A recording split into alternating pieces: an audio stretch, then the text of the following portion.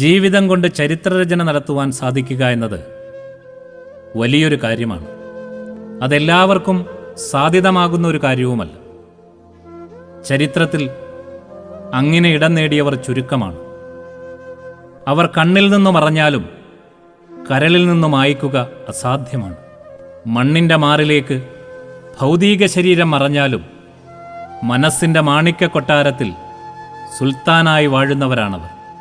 K Abdulla എന്ന സഗീർ തൃക്കരിപ്പൂർ പ്രവാസഭൂമികയിൽ അങ്ങനെ ചരിത്രരചന നടത്തി നടന്നുപോയ അപൂർവം വ്യക്തിത്വങ്ങളിൽ ഒരാളാണ്. ഞാൻ സഗീർ തൃക്കരിപ്പൂർ. 4 പതിറ്റാണ്ടിൻ്റെ പ്രവാസ ജീവിതത്തിൽ സഗീർ സഞ്ചരിച്ച ദൂരം വളരെയേറെയാണ്. ആ സഞ്ചാരപഥത്തിൽ കൂടെ അനേകായിരം പേർ സഞ്ചരിച്ചു. നിരാലംബരായ പ്രവാസി സമൂഹത്തിൻ്റെ നാനോന്മുഖമായ പുരോഗതിക്ക് വേണ്ടി, അവരുടെ നീറുന്ന പ്രശ്നങ്ങൾക്ക് പരിഹാരങ്ങൾ തേടുന്നതിനു വേണ്ടി കയറാൻ സാധ്യമായ എല്ലാ വേദിയും സഗീർ കയറിയിറങ്ങി. ചിലതിന് പരിഹാരങ്ങൾ കിട്ടിയപ്പോൾ മറ്റു ചിലതിന് ഒന്നും ലഭിക്കാതെ പോയി.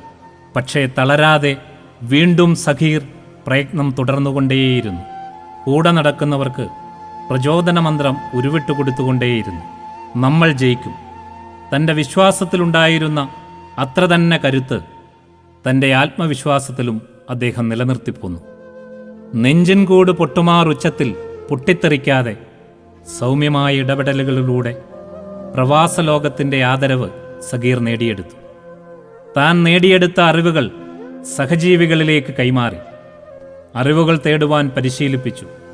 തേടിയും നേടിയും നേടിയത് സമർപ്പിച്ചും ജീവിതത്തിൻ്റെ പാതയോരത്ത് ഒരു വിളക്കുമാടമായി സഗീർ സാഹിബ് നിന്നു. ആ പ്രകാശഗോപുരം അങ്ങനെ വെളിച്ചം പകർന്നുകൊണ്ടേയിരുന്നു. കൂരയില്ലാത്തവന് കൂര പണിയുമ്പോഴും, രോഗിയായി കിടക്കുന്നവന് ആശ്വാസം നൽകുമ്പോഴും, സാമ്പത്തികം ആവശ്യമുള്ളവന് വേണ്ടി അവ സമാഹരിക്കുമ്പോഴും, കുടിവെള്ളമെത്തിക്കാൻ പ്രയത്നം ചെയ്യുമ്പോഴും ഒരു ചോദ്യം തന്നോടും തൻ്റെ സഹജീവികളോടും അദ്ദേഹം ചോദിച്ചു. കാണാത്ത ഒരു സമൂഹത്തിനു വേണ്ടി പാടുപെടുന്ന നമ്മൾ എന്തേ പ്രവാസിയുടെ ജീവിതത്തിൻ്റെ നേർചിത്രം കാണാതെ പോകുന്നു? അദ്ദേഹം എന്നും പറയുമായിരുന്നു, ഒരു പ്രവാസിക്ക് മാത്രമേ മറ്റൊരു പ്രവാസിയെ തിരിച്ചറിയാൻ സാധിക്കൂ. അതുകൊണ്ട് തന്നെ ആ ശീർഷകത്തിൽ പുതിയൊരു ജീവിതശൈലിക്ക് തുടക്കം കുറിക്കാൻ കേരളക്കരയാകെ മാതൃകാ പ്രവാസി പദ്ധതിയിലൂടെ പരിശീലന ക്ലാസുകൾ സംഘടിപ്പിച്ചു. പ്രവാസിയുടെ സമ്പത്ത് ദൂർത്ത് ചെയ്യുവാനുള്ളതല്ല, അതിൽ തൻ്റെ ചോരയുടെ മണം കൂടിയുണ്ടെന്ന് മനസ്സിലാക്കി ചിലവഴിക്കാൻ പ്രവാസി കുടുംബങ്ങളെ ബോധ്യപ്പെടുത്തുവാൻ അദ്ദേഹം നയിച്ച KKMA എന്ന പ്രസ്ഥാനത്തിന് സാധിച്ചു. ഇതിൻ്റെ തുടർച്ചയായി പ്രവാസി മിത്ര പദ്ധതിക്ക് അദ്ദേഹം തുടക്കം കുറിച്ചു. ജന്മനാട്ടിലെ ജനങ്ങളെയും പ്രവാസികളെയും പരസ്പര പൂരകമായി സംയോജിപ്പിക്കുന്നതിൻ്റെ ഭാഗമായാണ് ഏകദേശം 16 വർഷങ്ങൾക്ക് മുൻപ് കാസർഗോഡ് അസോസിയേഷൻ എന്ന പേരിൽ അദ്ദേഹം ഒരു ജില്ലാ അസോസിയേഷന് രൂപം കൊടുത്തത്. സ്വന്തം ജില്ലയിൽ വിവിധ പ്രവർത്തനങ്ങൾക്ക് അദ്ദേഹം നേതൃത്വം കൊടുത്തുവെങ്കിലും പ്രവാസികളുടെ പുനരധിവാസം എന്ന ആശയം മുൻനിർത്തിക്കൊണ്ടാണ് ഇൻവെസ്റ്റ്മെൻറ്റ് ക്ലബ്ബ് എന്ന സ്വപ്ന പദ്ധതിക്ക് അദ്ദേഹം തുടക്കം കുറിച്ചത്. സൈകത ഭൂമിയിൽ വന്നിറങ്ങിയ കാലത്ത് സഗീർ ഒരു കഥാകാരനായിട്ടാണ് നിലകൊണ്ടിരുന്നത്. കുറേ കഥകൾ അദ്ദേഹം എഴുതിയിരുന്നു. മലയാളി ആർട്ട് സെൻറ്റർ എന്ന സാഹിത്യ പ്രസ്ഥാനത്തിൽ സഗീർ അംഗമായിരുന്നു. സാഹിത്യ സൃഷ്ടികൾ അവതരിപ്പിക്കുകയും നിരൂപണങ്ങൾ നടത്തുകയും ചെയ്തിരുന്ന ആ സംഘം സ്വന്തമായൊരു കയ്യെഴുത്തു മാസിക ഇറക്കിയിരുന്നു. യുദ്ധാനന്തരം ആ സംഘം പുനഃസംഘടിപ്പിക്കപ്പെട്ടില്ല. അപ്പോഴേക്കും സഗീറിൻ്റെ ദൗത്യം ഇതല്ലെന്നും വേറെ എന്തോ ആണെന്നും അദ്ദേഹം തിരിച്ചറിഞ്ഞു. അത് ജീവകാരുണ്യത്തിൻ്റെ വഴിയായിരുന്നു. അനുസ്യൂതമൊഴുകുന്ന ഒരരുവിയായി സഗീർ ഒഴുകിക്കൊണ്ടേയിരുന്നു. NRI, ഡൈജസ്റ്റ്, കേരളനാട്.com എന്നീ മാഗസിനുകളുടെ എഡിറ്ററും റെസിഡൻ്റ് എഡിറ്ററായും സഗീർ സേവനമനുഷ്ഠിച്ചു. 1987 കുവൈറ്റ് യൂണിവേഴ്സിറ്റി പ്രസിദ്ധീകരിച്ച റിസർച്ച് പ്രോജക്ട്സ് ഇൻ കുവൈറ്റിൻ്റെ എഡിറ്റോറിയൽ അംഗവുമായിരുന്നു. സാഹിത്യ സംഘത്തോടൊപ്പം നിലകൊള്ളുമ്പോൾ തന്നെ രാഷ്ട്രീയമായി തൻ്റെ ചിന്തയോടൊപ്പം നിൽക്കുന്ന വെൽഫെയർ ലീഗിൻ്റെ പ്രവർത്തകനായി മാറുകയും ആ പ്രസ്ഥാനത്തിൻ്റെ നേതൃസ്ഥാനത്തേക്ക് വളരെ പെട്ടെന്ന് ഉയരുകയും ചെയ്തിരുന്നു. ലീഗിൻ്റെ ലയനശേഷം വെൽഫെയർ ലീഗും കൾച്ചറൽ സെൻറ്ററും ഒന്നിച്ചപ്പോൾ ആ സംഘടനയുടെ ഉപാധ്യക്ഷ സ്ഥാനത്തേക്ക് അദ്ദേഹം നിയോഗിതനായി. സെൻറ്ററിൻ്റെ തലപ്പത്തിരുന്ന സഗീർ നിരവധി സാമൂഹിക പദ്ധതികൾക്ക് നേതൃത്വം നൽകി. പ്രവാസികൾക്ക് വേണ്ടി ഒരു സമ്പാദ്യ പദ്ധതി എന്നത് അദ്ദേഹത്തിൻ്റെ എക്കാലത്തെയും സ്വപ്നമായിരുന്നു. അതിന് തുടക്കം കുറിച്ചെങ്കിലും ദൗർഭാഗ്യവശാൽ ഏറെ മുന്നോട്ടു പോയില്ല.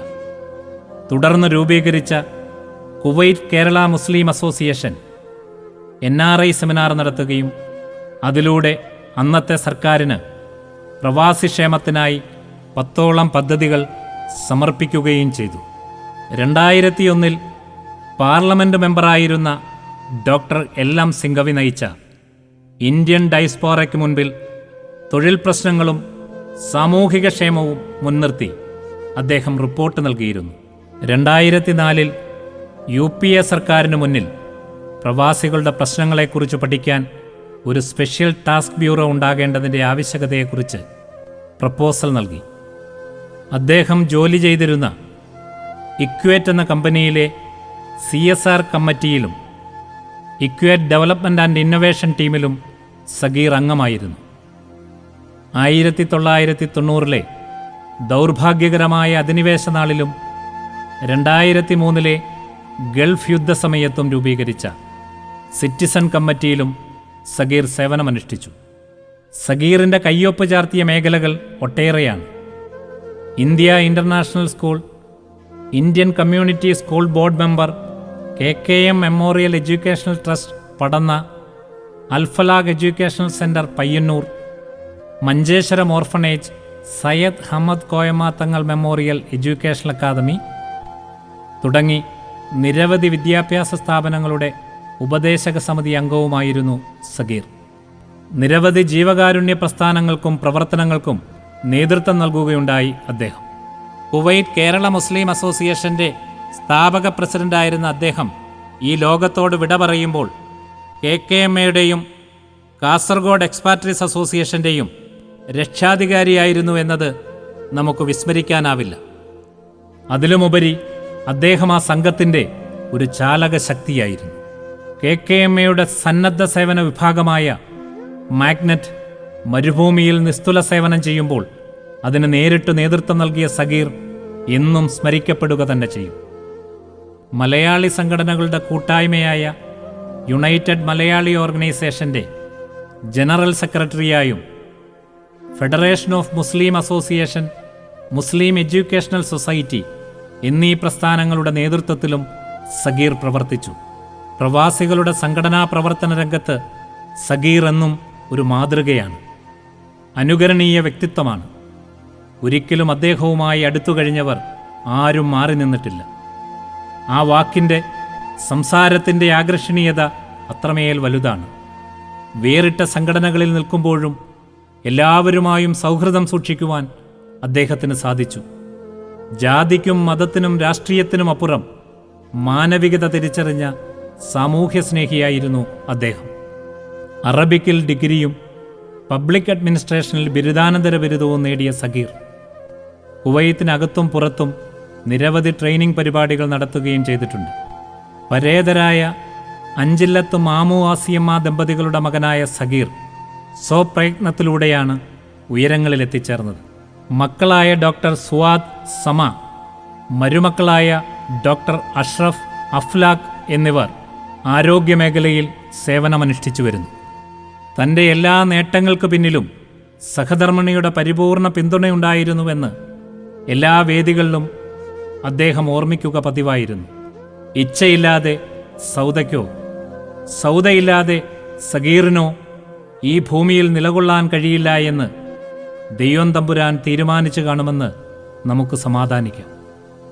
ശരണമില്ലാത്തവന് ശരണാലയം പണിത, ആശയറ്റവൻ്റെ ആശാകേന്ദ്രമായി മാറിയ സഗീറിൻ്റെ പ്രവർത്തനത്തിൽ മരുഭൂമിയുടെ മണൽത്തരികൾ പോലും പുളകം കൊണ്ടു.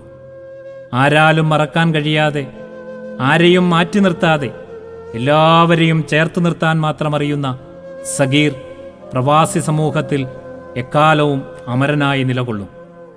ആകാശത്തിൻ്റെ തെളിമയിലേക്ക് ആത്മാവ് പറന്നുയർന്നാലും സ്വർഗത്തിൻ്റെ മാലാകമാർ അതെടുത്ത് സൂക്ഷിച്ചു വച്ചാലും എല്ലാം അല്ലാഹുവിൻ്റെ കാരുണ്യത്തിനു വേണ്ടി സമർപ്പിച്ച സഗീർ അവനെ കണ്ടുമുട്ടാൻ ചെയ്ത കർമ്മങ്ങൾക്കൊന്നും മരണമുണ്ടാകുന്നില്ല. മനുഷ്യവേദനകളെ സ്വയം വേദനയായി സ്വീകരിച്ച സഗീറിൻ്റെ കൈകളെ മരണം മരവിപ്പിച്ചെങ്കിലും ഇപ്പോഴും സമൂഹത്തിൻ്റെ നന്മയ്ക്കു വേണ്ടി ചലിക്കുകയാവും. സഗീർ മരിക്കുന്നില്ല. താൻ ചെയ്ത എല്ലാ സൽക്കർമ്മങ്ങളിലും എക്കാലവും സഗീർ നിലനിൽക്കുക തന്നെ ചെയ്യും. മരുഭൂമിയിലെ അവസാനത്തെ മലയാളിയും വിടചൊല്ലിയാലും സഗീറിനെ മറക്കില്ലൊരിക്കലും, സഗീർ മരിക്കില്ലൊരിക്കലും.